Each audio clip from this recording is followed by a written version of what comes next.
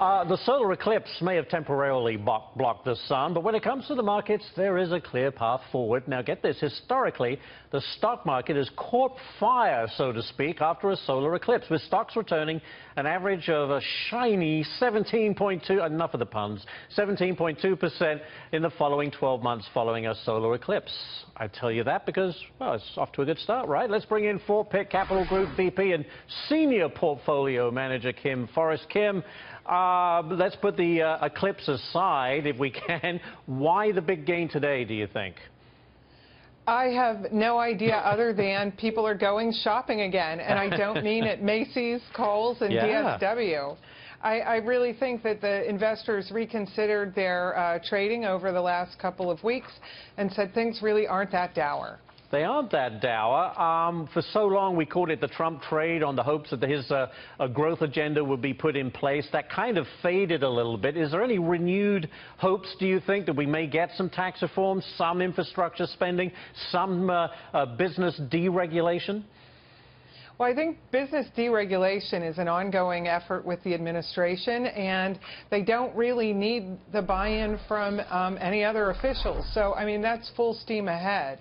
But looking to taxes, I think that the administration knows that is something that it needs to address, and it's going to try. And it looks like, you know, they're gearing up for that movement.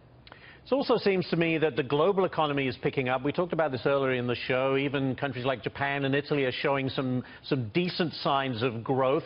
We also have the sense that the Fed is in no rush to raise the interest rates because inflation is lagging behind. All of this surely is very positive for the market.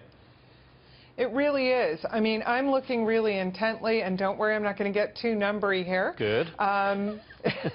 But I'm really looking at inflation because that is a key driver for the Fed. And the Fed has told everyone that it can accept this low rate of inflation. And I think how they're accepting it is by not raising rates. So that has really worked out well for investors. And that might be another reason why people are returning to the market today. Okay, Kim, what stocks do you like and why?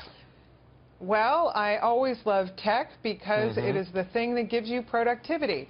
So two tech names that probably aren't at the top of your list. One is Western Digital, that's WDC, and they are the maker of hard disk drives, but they bought SanDisk, so they're going away from the old-fashioned hard disk drives to newfangled, non-spinning, more like memory stick kind of drives. Right. So we like them. And we like Intel. I think Intel has tremendous R&D, and it's really overlooked, and people think of them as the PC company, and we don't. We think of them as far more than that. I've got literally 10 seconds. Which areas are you avoiding? Is there one particular sector you don't like? Yep, energy. There's a lot of it sloshing around the world. Let's not play there. We're swimming in crude, as they say. Kim Forrest, thank you so much. Really appreciate it. What a day it has been. It's been a rough couple of weeks, but here we go. The Dow up 193 points as we head towards the finishing tape, and we've seen the S&P and NASDAQ also rally nice today. And as Nicole Petalides pointed out, retailers doing very well as well.